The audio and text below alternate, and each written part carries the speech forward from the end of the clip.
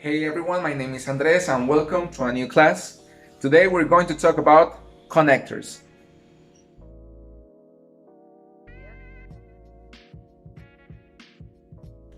Primero veamos qué son conectores. Los conectores son pequeñas palabras que se encargan de unir oraciones o frases.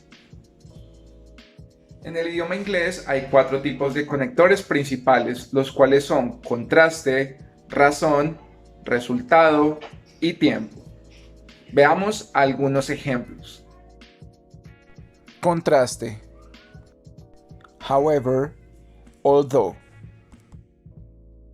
However significa pero. I would love to have a dog, however, my girlfriend is allergic to dogs. Me encantaría tener un perro, pero mi novia es alérgica a los perros. Although, a pesar que. I passed the exam although I hadn't studied. Yo pasé el examen a pesar que yo no había estudiado. Razón. Because of. Because.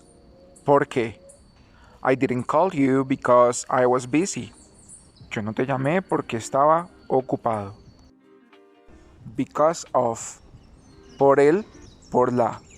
Because of siempre viene acompañado de un sustantivo.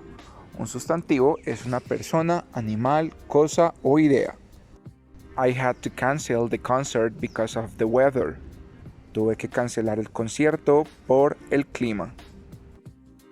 Resultado. So. Entonces. I worked hard this morning, so I am very tired now.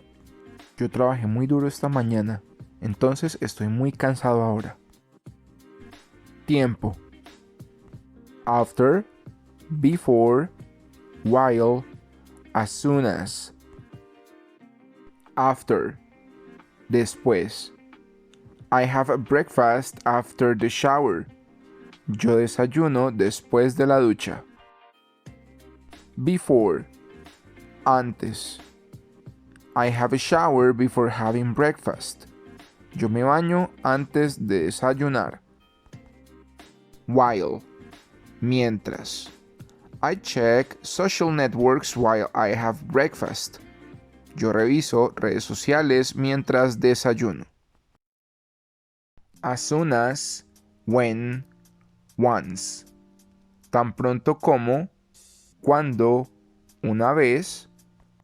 As soon as, when, once I get home, I will finish my homework.